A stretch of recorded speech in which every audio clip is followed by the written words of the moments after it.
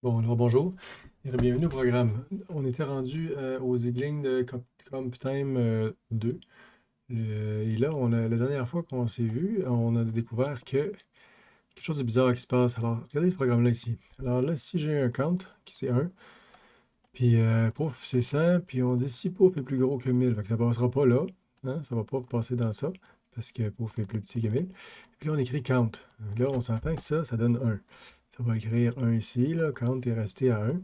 Et puis là, la question c'est qu'est-ce qui arrive si je marque count time ici?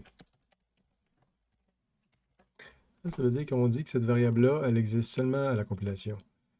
Et puis au moment de la compilation, cette variable-là ici, c'est si on regarde c'est quoi, on peut demander compile time, compile log pour montrer c'est quoi la valeur de pouf pendant la compilation.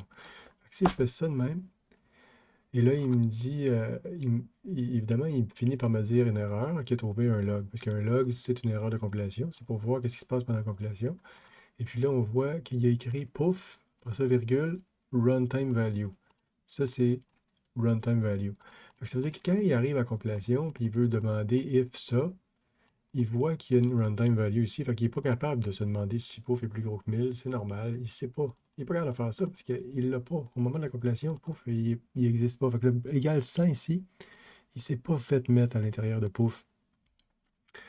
Ça veut dire qu'au moment de la compilation, lui, ici, il ne sait pas quoi répondre, puis par défaut, quand il ne sait pas quoi répondre dans le if, il l'enlève. C'est comme si au moment de la compilation, ça disparaissait. Et donc, il reste le bloc de même qui est toujours exécuté donc, pendant la compilation. Fait que ça fait qu'ici, laissez-moi virer ça. Puis là, si je pars ça, ça fait la chose vraiment étrange que ça marque 6. Là, il y a un 6 ici, là. Puis c'est un peu étrange et malheureux parce que là, ça fait qu'ici, on ne voit peut-être pas nécessairement quand on est en train d'arriver ici, là. Puis là, on dit count, comment ça se fait qu'on a passé, puis qu'on a eu le plus 5. Mais c'est parce que cette variable-là était seulement. C'est vraiment. On pourrait imaginer quelqu'un qui n'est pas content de voir ça, là. Mais je pense que comme thème, ce serait bizarre de changer des choses comme thème en fonction de logique qui sont visiblement des choses de runtime. Par contre, là, ici, si je marque const en place, là, ça va redevenir 1. C'est revenu 1.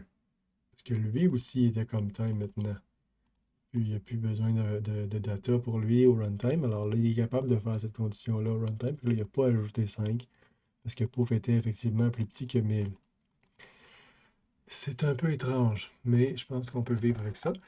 Mais que là, c'est donc ça la conclusion qu'on a eue la dernière fois. Mais c'est quand même cool, on a des choses au content, ça veut dire qu'on est capable de faire des arrays, on est capable de changer des choses, puis changer la grosseur de la mémoire sur le stack, par exemple, ce qu'on n'aurait pas été capable de faire si on n'avait pas eu ça, les compétences. Bon, maintenant on est rendu aux lignes numéro 68, comme time 3. Puis là, on va lire ça tranquillement. Et puis on va virer ça. Puis là, on lit ça. Alors, you can also put count time before a function parameter to enforce that the argument passed to the function must be known at compile time. Revolve, je peux juste vérifier quelque chose. Tout ça marche bien. Mon son marche bien. 1, 2, 1, 2. Ouais, ok. You put come time, print come time. Ok, tu vois le print. On va aller voir. Print, tu vois, il a pris un argument comp time format qui était un slice constant de 8, mais comp time, c'est qu'au moment de la compilation, il peut regarder ce string. Ça veut dire que si je marque print d'un quelque chose qui est dans une variable, var, là j'essaie de faire un string ici, je suis capable de faire ça, je suis capable de faire var s, qui est un array d'un certain nombre de.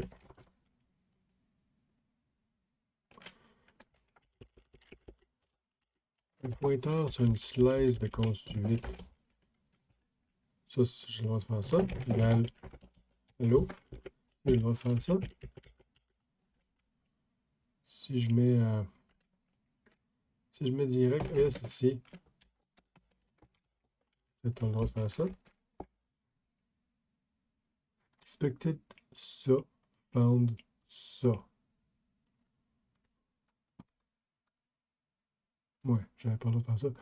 Ce qu'on voulait, c'était un pointeur de consulte et ça. En fait, c'est un pointeur de const.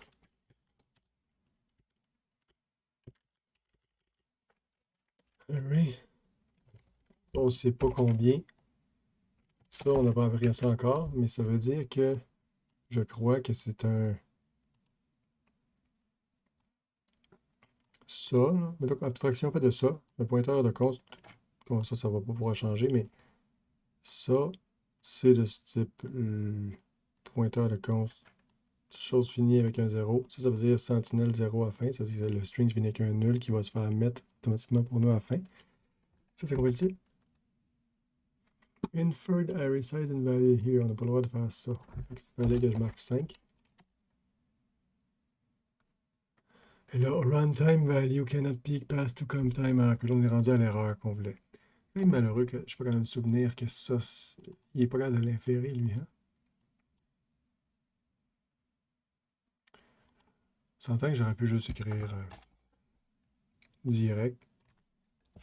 J'ai le droit de faire ça? C'est la même chose. Ça fait la même erreur. Ouais. C'est la même erreur. Il n'est pas capable de faire ça. Par contre, je suis capable de faire de le mettre en argument. De le mettre dans le string ici, par contre. Puis là, ben, j'imagine que si je fais ça de même, il ne va pas savoir quoi faire. Hein. Puis là, ça me fait une erreur de compilation. Qu'il a vu que ça, il ne sait pas comment dessiner ça. Fait que là, ici, ils disent without a specifier, par exemple, ça. Si j'avais mis une étoile, ça aurait écrit quoi? Ça veut dire genre n'importe quoi. Qu'est-ce qu'il va dessiner là? Il a écrit ça. Fait que ça, c'est ça. C'est l'adresse dans la mémoire, puis c'est des 8, puis c'est un 5, 0. Puis si j'avais marqué S, là, ça va écrire allô. Ouais, effectivement. Par contre, ce string là ici, il faut le connaître. Il faut que j'écrive un string ici. Qui doit être issu au. J'avais écrit const S égale allô. Là, je pense que c'est mêlant, hein, parce que c'est un petit peu mêlant. On va mettre ça de même. Un string égale allô. Ça, là, soyons explicites pour bien comprendre ce qui se passe. Ça, le const à la place, là, je suis le droit d'écrire my string ici. What? Ça. Avec rien ici. Ça va être capable de faire ça, non? Oui, il l'avait en compilation. Puis là, ce qui est drôle, c'est que si je marque ici, pif pif, pif pif, et j'ai deux affaires à rajouter, mettons. Là, j'écris ici 3 puis 4. Ça, il va être content. Ah, il est pas content. Ah, c'est pas la bonne longueur. Let's go, là. T'es pas capable de faire inferred array size. Pas capable de comprendre la longueur de ça, toi.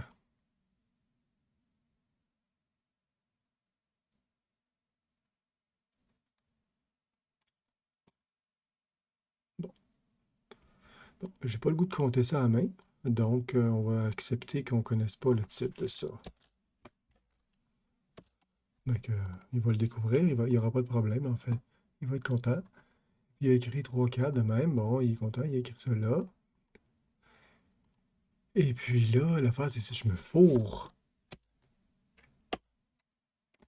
Là, c'est à la compilation qui voit qu'il y a un problème. Missing, closing, blabla. S'il n'y a pas le bon nombre de trucs, si j'en donne un de plus, il va dire il y en a un de trop. Il va dire unused argument. Ah, unused argument. Il y en a un qui n'était pas utilisé. Là, on s'entend que c'est très différent dans le printf. En plus, j'imagine, dans C++, le truc de format, il devrait être comme ça maintenant aussi. C'est récent, mais il est capable, en compilation, voir que tu n'as pas mis le bon nombre de trucs.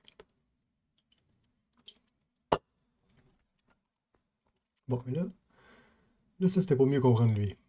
Args, anytype. Donc ça, d'un anytype. Ça, un jour, on va comprendre ça, là, parce que ça, ici, on n'a jamais bien compris. Ça a l'air d'être une struct anonyme ou un tuple ou quelque chose dans le genre. Oui, c'est exactement ce qu'on vient de découvrir. OK, merci. Là, la question, c'est est-ce que je vais passer un argument même dans une fonction fn faux? Un argument, un paramètre qui s'appelle allo, qui est un i32, puis qu'il retourne un autre i32, puis qu'il retourne hello, ou hello, et dans le square, donc on appelle ça square, puis on dit, là, on va juste rien de particulier ici, mettons, là. On va juste envoyer le square. On dit, mettons, var égale square de 3. Puis on dit que c'est un i en 2. Ça, tout va bien pour l'instant. On écrit i comme ça. Là, à date, tout va bien. Ça, c'est une fonction normale. Puis là, on va essayer de mettre un comptime ici, voir que ça répond. Le droit de dire soit connu au comptime. Le 3, on va regarder de connaître ça au comptime. Il était capable, ça a fait la même chose. C'est bien. Maintenant, si je marque ici post A, un i32 égal à 3, ça va faire exactement la même chose. Par contre, si je marque var ici, qu'est-ce qu'il va répondre? Runtime value cannot be passed to comptime arg. OK. Là, c'est ça qu'on. Cette fonction elle a dit, s'il te plaît, il faut que je connaisse mon argument au comptime, puis un var, on ne l'a pas. Parce que ça, c'est un calcul. Et je marque ici A plus égal 3. Ce petit calcul-là ne va pas être fait au comptime. Il va être fait au runtime, puis on n'est pas capable de savoir c'est quoi la compilation, lui. Donc, on voit pourquoi il n'est pas content.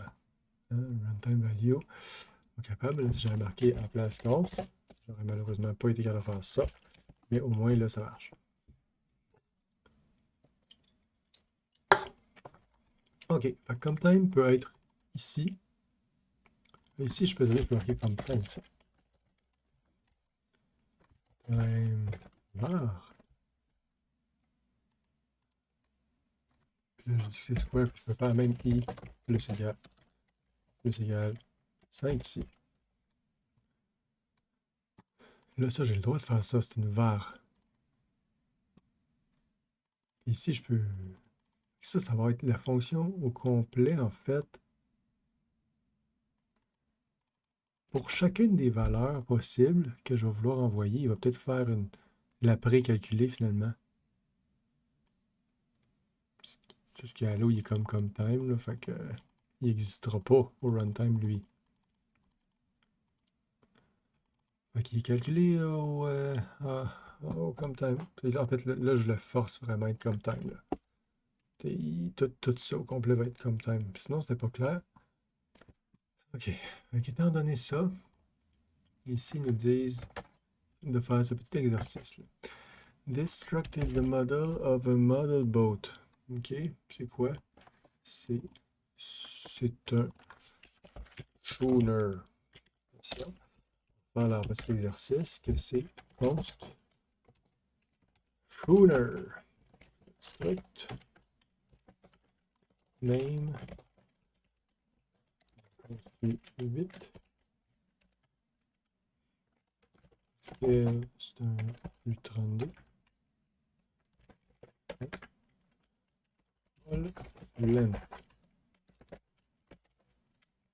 Note 32 qui peut être égal à 143 par défaut. Suivi de bowsprit. Note U32 qui va être égal à 34. Puis finalement, main mast. Donc 32 égale à 15. Fait que ça, c'est un modèle de bundle boat. We can transform it to any scale we would like. Ouais, half size, 1 pour 2, c'est half size. 1 pour 32 is plus petit. Ok, fait qu'ils veulent qu'on puisse le scaler. Donc le scale 1. Ok. Là, dans ce schooner-là, il va y avoir des fonctions, donc, genre fn, scale me. Self. Schooner, content, scale, 32. Void. Ok, fait que là, ça, c'est une fonction qui va possiblement modifier le schooner. C'est qu'on passe un pointeur, ou parce qu'on n'avait pas le goût de le copier. Je sais pas si on va le modifier, en fait, malheureux. Oui, on va le modifier. Puis on passe un comp time scale. Scale me.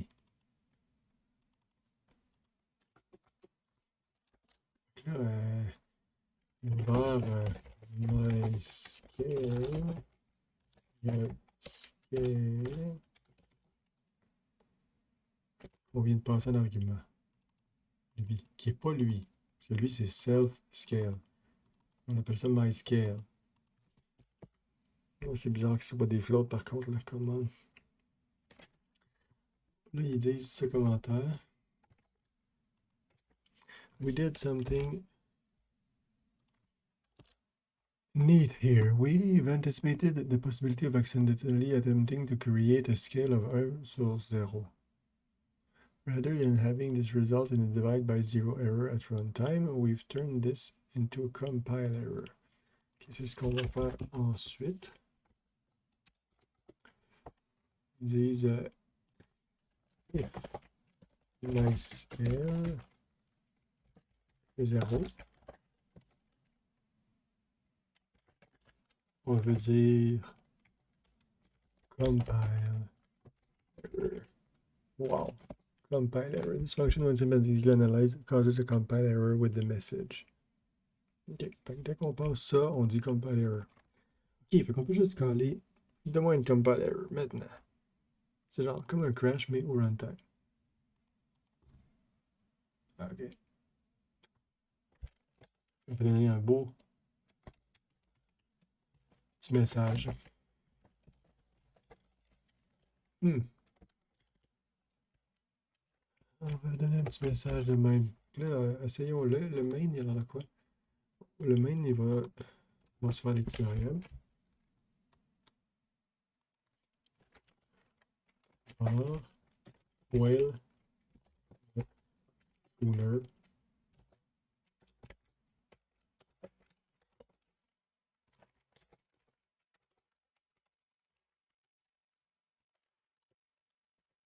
Ouais, c'est un whale.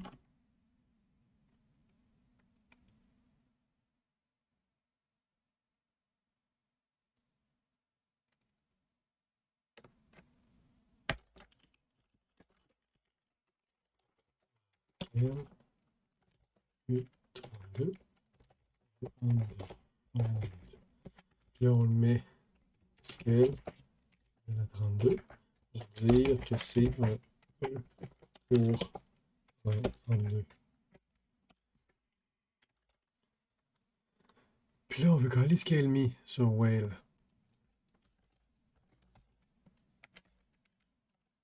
Scale me. On va y passer.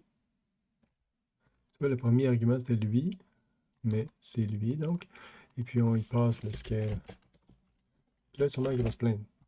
Là, il va se plaindre parce qu'on veut que ça soit comme time ici. C'est ce qu'ils disent ici. Ils disent, hey, we can't just pass this runtime variable as an argument to scale me method. What would let us do that? Ben là, il faut dire que lui, c'est un comp time. Il faut s'assurer que lui soit comp time. Fait qu'on marque comp time ici. Parce qu'il était comp time ici. Fait qu'on dit, il faut que tu sois comp time. Là, c'est plus clair que lui est au comp time. Là, tout va bien. On est capable de survivre à ça. Oh,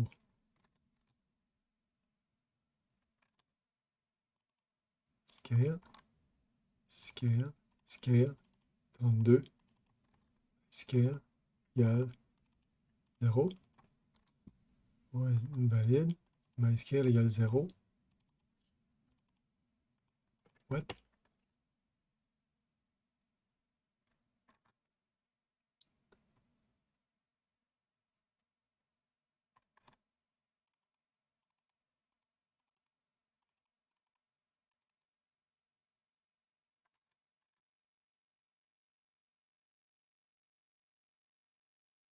Il est comme time. Comme time. Compile error.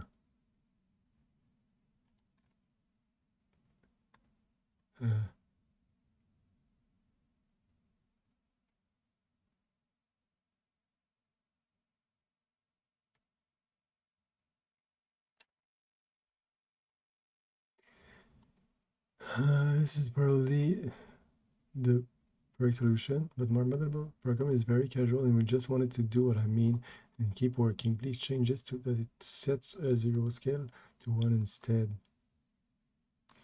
Là, pourquoi j'ai eu la compile error, là? Est-ce que je pourrais avoir le compile log, s'il vous plaît? Compile log. Et juste y envoyer scale en place. Aussi, scale. On va faire ça. Ah, lui. Au moment de la compilation, MyScale, il est comme une runtime value, là. Fait que c'est ça, c'est le problème de tantôt que j'ai eu, c'est le même problème. C'est donc le même problème qu'il y a tout à l'heure. Ça marchera pas.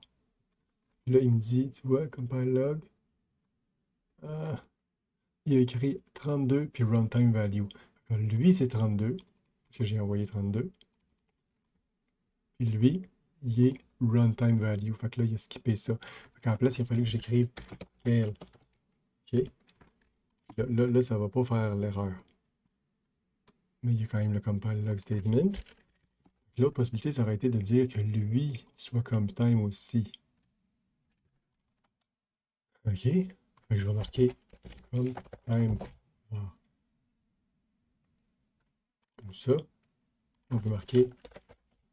Est-ce que là, ça ne va pas faire la compile error? Es-tu d'accord?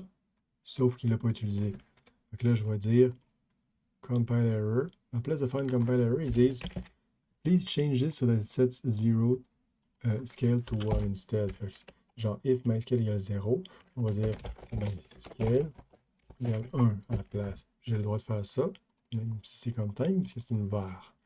Donc, on écrit ça de même à la place. Et après ça, on peut faire la manipulation. Juste pour le fun, si, juste de même, qu'est-ce qu'il répond à lui? Là, il va pas me. Voilà, il va arriver ici. Je peux pas prendre le breakpoint parce que lui, il est encore. Il n'a pas utilisé self. Là, je vais le faire quand même. Je vais marquer self scale my scale que je viens de modifier. Et self all length. On divise ça par my scale. Bizarre de me diviser par des int. Ok, fait que lui, c'est lui, puis lui, c'est lui. On divise par ça. Ok, c'est cute. On va virer tout ça parce que ça va faire mal à la face. On va faire ça. Puis là, on comprend qu'on a le droit de modifier ce qui avait été passé. C'est comme time. Tu fais ta compilation. Ça, il a la compilation. Fait que cette fonction-là au complet, il va quand même falloir qu'il le fasse au runtime, là, cette division-là, parce que celle-là est au runtime, mais il va diviser vite par ça. Lui, il n'y aura pas de data runtime pour lui, puis tout ça. Donc là, ça marche. Moi, qu'à la sortie de ça, les choses vont effectivement se faire diviser. Si je rentre là-dedans, on arrive ici, il fait effectivement la division. Là. Donc, lui, il va se faire réduire. Il va se faire marquer 32 ici. Puis lui, il va se faire diviser. Pic, pic, pic. Il se fait diviser. Le dernier, clac, il se fait diviser aussi. OK. Un petit print ici que je vais juste prendre la liberté de paster parce que là, je t'ai mis. Il y a un gars qui a fait ça. Scale me. Puis là, après ça, on va dire. Après l'avoir écrit, on va.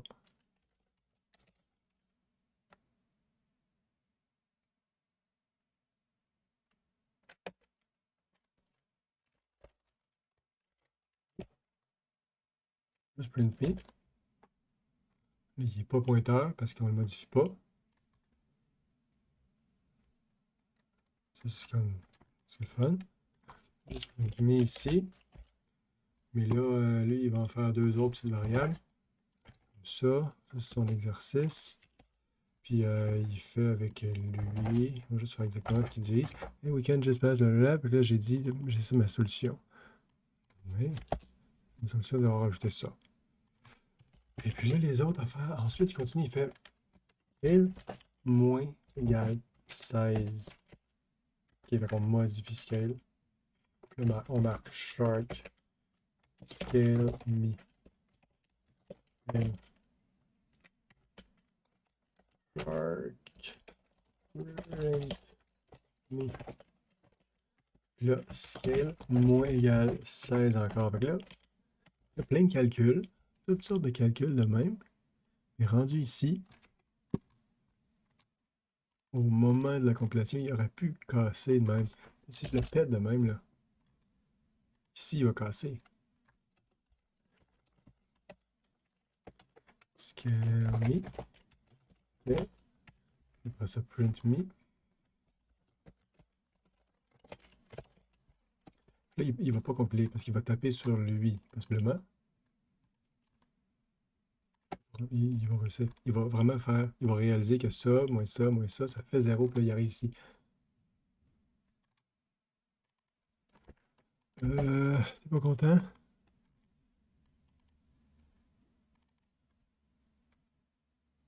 J'ai mis un H, je mets un C, je mets un C. Ah, j'avais oublié de mettre un C depuis le début. J'ai oublié de mettre un C. Oui, ça a l'air de ça. Puis là, il se plaint, il marque ça. Mais, mettons, je suis gentil, puis je dis, à la place, je la recette à 1. Et puis, on va diviser par 1 à la place. Ça a marché. À la place de faire l'erreur, j'ai comme fixé l'erreur. C'est un choix. Ensuite, il dit ça. Genre le joke final, j'imagine. Il dit, going deeper, what would happen if you did happen to build a model in a scale 1, 0? Ouais, effectivement. In about a model in a scale 0, 1, you're already none. Mhm. Mhm. Ok. Ok, c'est bien, c'est très drôle. Félicitations. L'humour. Ça fait rire. On encourage ça. Là, il a dit ça. Clac, clac. Il est revenu à 1. Sinon, il a explosé en divisant par 0. Au moment de la compilation, il a réalisé qu'il fallait faire le quoi. Ok, c'est cool. Ben, tu sais quoi? Je pense que ça va être ça pour ce soir. En moins, je vais juste checker qu'est-ce qui se passe avec le reste. On va aller voir. Ça va être ça pour la prochaine.